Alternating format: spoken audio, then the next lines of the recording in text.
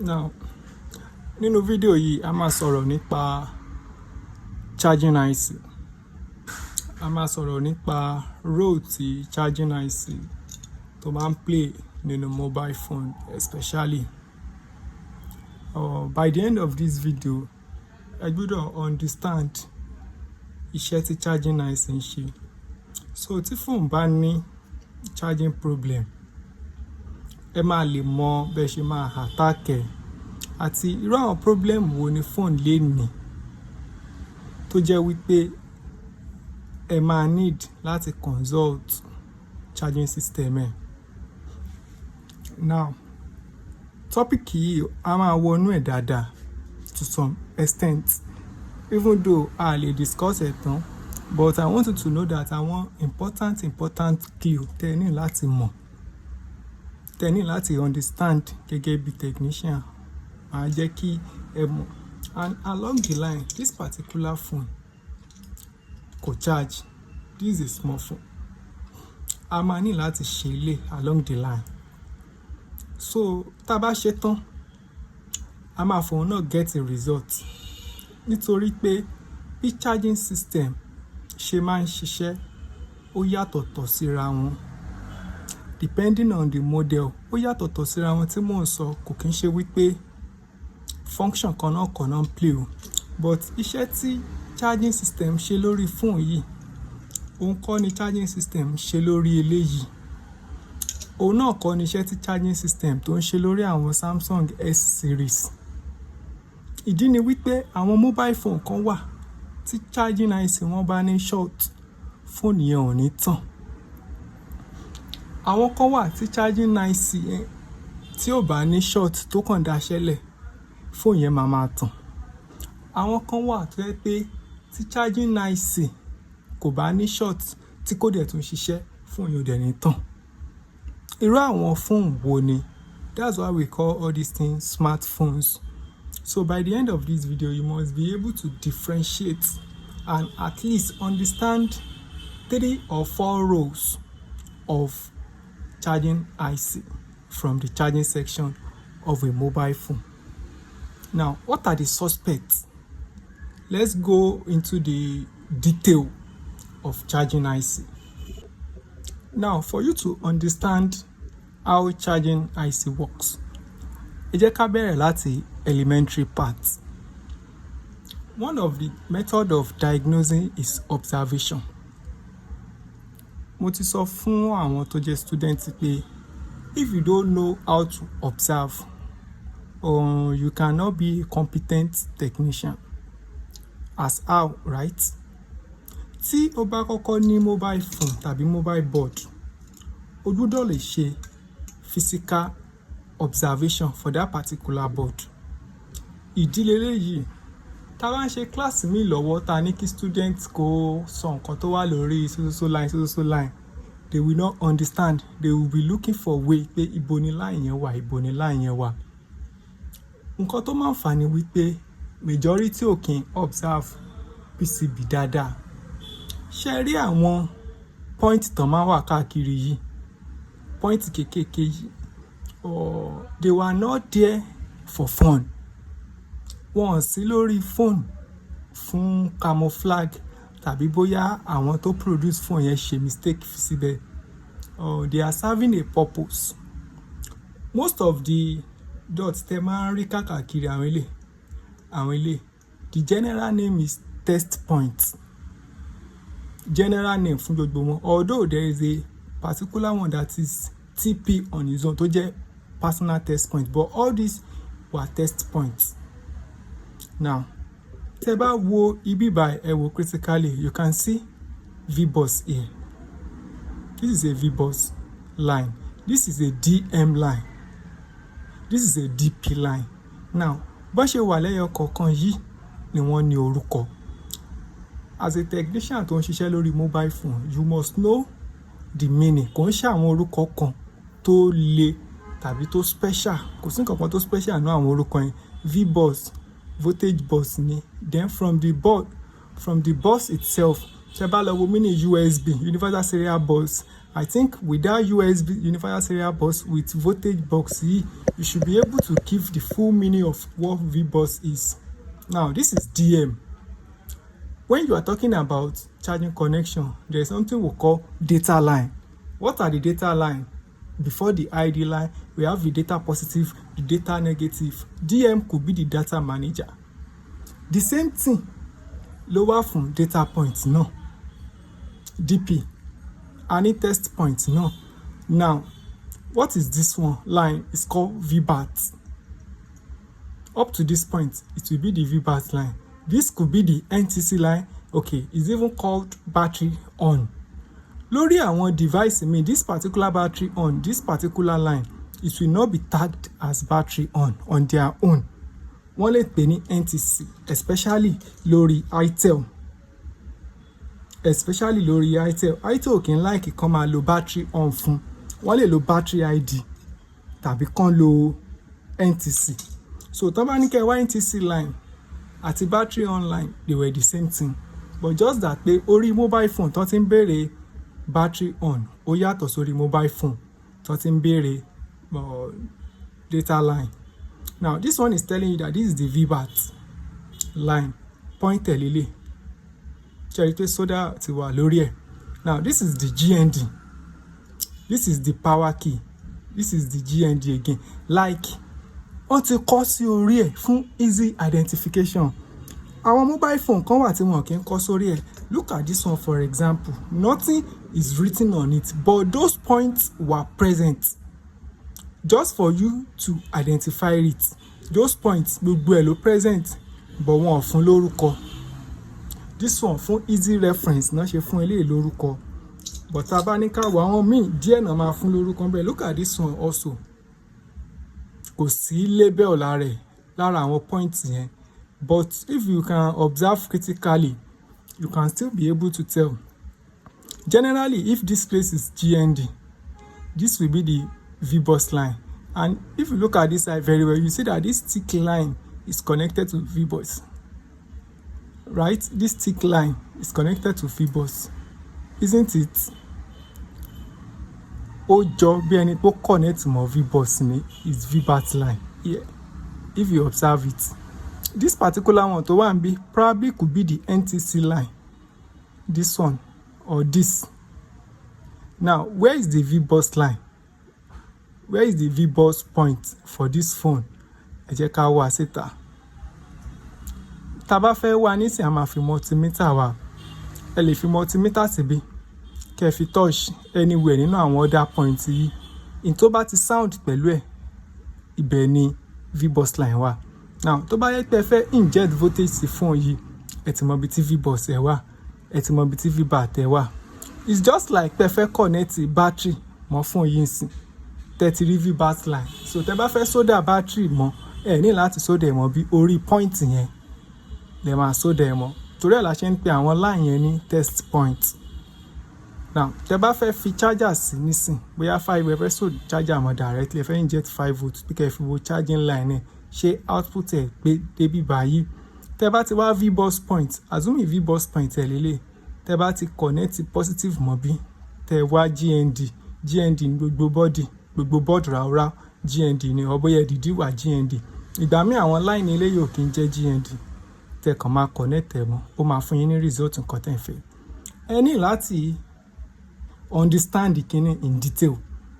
Tẹ́ bá ní ká jump lọ sí the major charging IC area, you may not be able to understand it very well. Torí ọ̀pọ̀lọpọ̀ máa ń like ká máa mú ọ̀rọ̀ látòkè, but they will not understand the core concept. Tó bá wá di wípé tá a sọ yẹn kò yé wọn, they will now be asking question tó máa dàbí drawback. Now, in order for you to be on safer side now, la ṣe ń ṣe eléyìí. So the more tẹ́ bá ti understand the core concept from the genesis, you will not have any issue when you are dealing with a mobile phone. Now, from this point on, from the VBus line, that is what will now lead us to the charging area, the charging IC. What are we talking about? The charging area of a particular mobile phone. Now, why is charging IC solemnly important? why tí charging IC fi wá ń pé méjì lórí àwọn device kan, why tí absent charging IC absence ẹ̀ kí ló dé táwọn device mi ò kì í tàn, kí ló dé táwọn device mi máa ń tàn tí kò bá sí ń bẹ̀, kí ló dé táwọn mi ò kì í tàn tí kò bá sí ń bẹ̀, kí ló dé tí phone fi ní charge nígbà tí charging IC ò bá present. Kí ni core function charging IC? Now we are going to divide this into two. Now part A will be that tí ó bá wà nínú phone, àwọn phone wo ló jẹ́ pé gbọ́dọ̀ wà nínú ẹ̀ka àwọn phone yẹn tó tàn, that is part A. Part B will be àwọn phone wo ló jẹ́ pé tí kíní yóò bá sí ń bẹ̀ wọn ò ní tàn. Ṣé understand? Now part A, àwọn phone wo ló jẹ́ pé ó require kí kíní present ìyẹn charging IC kan tó tàn. B, àwọn phone wo ni ò require kó present kan tó tàn, that is 2. Now ẹ jẹ́ ká mú A yẹn, ó ní configuration tí each device máa ń wà. Each device ló ní configuration. From what perspective lẹ ti máa understand pé each device ní configuration ni wípé tẹ́ bá wo AO3 core, AO3S àti AO3, tẹ́ bá mú board wọn, tẹ́ bá combine papọ̀ báyìí, ẹ máa rí pé wọn ò ní look alike. Wọ́n lè má share data points gan in common. Now kí ni nǹkan tó fà ni wípé each device ló ní configuration ẹ̀, títí kan àwọn small phones báyìí ló ní kálukú ní configuration tán wà. Now tí ẹ bá ní device kan, nǹkan kan tí ó máa ń ṣẹlẹ̀ lórí gbogbo phone, whether small phone, big phone, tí charging section, tí short circuit bá wà ń bẹ̀, the phone is not going to on. That is one general thing tó máa ń pa phone. At any point, at any section, if there is a short or open circuit on a mobile PCB, that phone is not going to on, irrespective of the section that the short is coming from, especially if it is from the power rail. Now why tó fi jẹ́ wípé power rail lè cause ẹ̀ ni wípé at every mobile phone section there is a power supply to that point. At every phone section there is a power supply. Network section, SIM section, charging IC section, backlight section, network section, backlight, display, name it, power section, CPU, RAM, whatever, gbogbo wọn ló ní power section, ló ní power rail tó ń fún wọn ní iná. Now níbo ni iná power rail yẹn ti ń generate? That should be the next question. Now tá bá ní ká trace ẹ̀ lọ, kí ló ń feed wọn ní the major iná tá à ń sọ yẹn is the power IC, right? Yes. Now kí ni nǹkan tó ń fún power IC ní iná ẹ̀? That should be the next question. Power IC ó depend lé orí charging IC. Power IC ó depend lórí charging IC because charging IC wà designed láti regulate iná. A máa ní láti sọ̀rọ̀ lórí function power IC. Regulator ni power IC ń ṣiṣẹ́ fún jù àti distribution of accurate voltage to every section. Distribution of accurate voltage, that is the core function of power IC. There are many more to it, but the core function wọn gangan ni pé every section tó ń gbaná òun ló máa fún wọn. Torí lè jẹ́ pé tí òun ò bá tiẹ̀ ṣiṣẹ́ mọ́ fún ìyẹn ò lè tàn. Now tá a bá ní pé power IC ó depend lórí charging IC láti lè broadcast appropriate voltage, right? Okay, let's continue. Now this is the power IC, this is the charging IC. Charging IC ló ń receive input iná tó ń wọlé, right? Now ibi báyìí ló ti máa jẹ́ ká ní answer fún question tí mo béèrè pé why táwọn mobile phone kan ṣe ń power. nígbà tí kò sí charging IC bẹ́ẹ̀. Why tí àwọn mobile phone kò power nígbà tí charging IC wà. Àwọn mobile phone kan wà tó jẹ́ wípé both the battery and the charging and the charger, iná àwọn méjèèjì ó gba inú power IC kan náà, charging IC kọjá ni. Both the battery line and the VBus line ó gba inú power IC kọjá. So in their absence, it's more or less as there will be no current flow to the power manager. In their absence, there will be no current flow to the power manager. So such a device cannot power because there is no power supply, zero. Now, why táwọn kan máa ń tàn without charging IC ni wípé ní line tí battery ti wọnú phone yẹn àti line tí charger fi wọnú phone yẹn ọ̀tọ̀ọ̀tọ̀ ní line wọn, their line were partitioned. Line wọn ọ̀tọ̀ọ̀tọ̀ ni, kò ń ṣojú kan ló wà. Ẹ jẹ́ kí n fún yín ní case study kan. Tẹ́ bá ń ṣiṣẹ́ lórí board power bank dáadáa, tẹ́ bá ń ṣiṣẹ́ lórí board tó jẹ́ ti power bank dáadáa. Now, VBus ń bíbà, VBus ń bíbà. Àwọn power bank kan tẹ̀ pé VBus eléyìí tó jẹ́ input yìí àti VBus eléyìí sìn, wọ́n máa link wọn papọ̀. The same line náà jọ máa bá ṣiṣẹ́. So tẹ́ bá read eléyìí, tẹ́ read ẹ̀mọ́ tẹ́yìn, VBus méjì máa ṣiṣẹ́. Àwọn kan wà tó jẹ́ wípé tẹ́ bá read méjèèjì papọ̀, wọn ò ní jọ ṣiṣẹ́. So now tẹ́ bá fẹ́ kí phone yìí charge, tẹ́ bá connect iná mọ́ ilé yìí, ó máa charge. Tẹ́ bá connect mọ́ iná mọ́ ilé, ó máa charge. But àwọn tí wọ́n link papọ̀ simply means pé wọ́n ti partition line yẹn. So tẹ́ bá gbé voltage sí bíbà, tó bá yẹ pé line yìí ti bàjẹ́, kò ní charge until tẹ́ bá gbé wá sókè. But àwọn tó loop papọ̀ tó jẹ́ the same thing, orí single line ló control iná wọn. So kò sí nǹkan kan tó partition. So àwọn tí wọ́n partition báyẹn ló fi jẹ́ pé iná tí battery bá gbé wá at a point, iná yẹn máa ń lọ sórí power unit. Bí ti báwo, ṣé kò ní step down, ṣé kò ní converter. Now, that is what I will now tell you that. Look at this phone for example. This phone for example, there is a big diode here tó jẹ́ bí transistor controller láàrin yìí from the VBAT.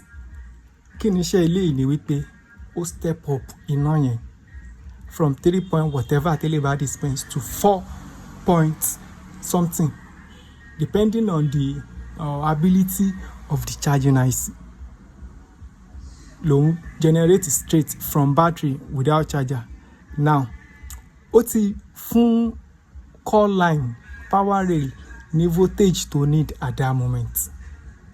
Now, àwọn tí wọ́n bá nírú diode and converter báyìí ní ẹgbẹ́ wọn tàbí tí wọ́n place it anywhere, wọ́n máa depend solemnly on the charging IC for that particular conversion. So in such a phone, in such a device, tí charging IC bá ti miss, there will be no power. But tí charging IC bá daṣẹ́ sílẹ̀, phone ó lè tàn tó bá yẹ tó da iṣẹ́ sílẹ̀ through battery. But tó bá ní short circuit, phone ò ní tàn until tẹ́ bá tó rectify short circuit. I think without two explanations, you should be able to know the core function. So tí phone má kàn indicate charging light, it does not mean the charging IC is in good condition. Ó ń tan charging light kò mean pé charging IC ó wà in good condition. Charging IC dẹ̀ lè influence power phone. So tí phone bá tàn, one of the factor ni wípé gbọ́dọ̀ kọ́kọ́ consider iye iná tó ń dispense sórí VBAT line. One. Now, tẹ́ bá ti ń get nǹkan tó lè charge battery, then you have nothing to worry about. But tẹ́ bá ti ń anything below 3, below ni o, although iná yìí ò kí ń sábà máa stable tí ó bá ti sí battery. It could be around 3 point something to 4. A máa lọ 4, a máa lọ 3, a máa lọ 4, a máa lọ 3. That one is still okay. But tẹ́ bá ń rí 1.5 lẹ́yìn tẹ́ ti connect input sí, tẹ́ ń rí 1.5 ń bí báyìí. At first, before you even go to any other section, you need to rectify this particular one kó ní appropriate voltage through the charging unit. Now, tẹ́ bá ti correct èlé tó ti ní appropriate food. Tí device ò bá wá tàn, that's when you will know when next to shift your attention into. I hope you understand like that. So it's all about steps and process. Now this is the charging IC. I can see this is the input, this is the output. Output pointer tó jẹ́ VBAT, ibi báyìí ló ti generate. VBAT yẹn, ibi báyìí ló ti generate. So now, as we pass on voltage from the VBAT line, so automatically at the input to not see VBAT. Taba fi sínú VBAT at the input to not consider VBAT. So you know yìí nsìn tó wọ VBAT, àwọn míì máa wọnú ilé directly kó tó feed up. Ìmíì wà tó jẹ́ wípé àti VBAT lòun ti máa feed the power manager straight tí ò ní ṣe pẹ̀lú eléyìí. But most contemporary phone, àwọn phone UFX, MMC and co, they depend solemnly on this charging IC. Tẹ́ bá your charging IC S8 sílẹ̀ S9, S10, phone yẹn ò ní tàn. It will not be only charging. Kò ní tàn. But tó bá wà ńbẹ̀ tí charging IC ò ṣiṣẹ́, phone yẹn máa tàn. Nǹkan tó lè mú yín kẹ́ ṣe phone yẹn kó tàn lẹ́yìn tẹ́ bá your charging IC sílẹ̀ ni kẹ́ jump power rail ẹ̀ lè ṣe jumper. So at any point kò síbi tẹ́ ẹ ti lè gbọ́ kàn ṣe bypass fún charging IC. OVP nìkan lè bypass. OVP náà máa ń tóbi báyìí. OVP ní connection méjì, èmi direct, èmi máa ń step down. In tó jẹ́ direct yẹn a ti ṣàlàyé nínú schematic. Tí iná bá wọnú ẹ̀ ó máa kọ́kọ́ absorb ẹ̀ kó tó fi sí output. But in tó jẹ́ direct yẹn ó máa ń dàbí fuse mostly. So iná kan gba náà kọjá báyìí, àgbà náà jáde, kò convert, kò ṣe anything. Torí ẹ̀ ló fi jẹ́ tá bá yọ àwọn OVP míì ó máa ní 12 pin, ìmíì máa ní 18 pin. So àwọn èèyàn máa ń mistake ẹ̀ fún charging IC. O lè bypass charging IC kí phone charge láyé simply because input is 5 volts. Now if you bypass, you send input to output which is 5 and it's over voltage for the VBAT line. Even if you regulate it down at the VBAT level, kò ní recognize iná yẹn. That's why the man jump the máa rí pé normal dé battery connector but the phone won't charge still simply because ibi tó yẹ kí iná gbà wọlé kọ́ ló gbà, wrong place ló gbà. That's it.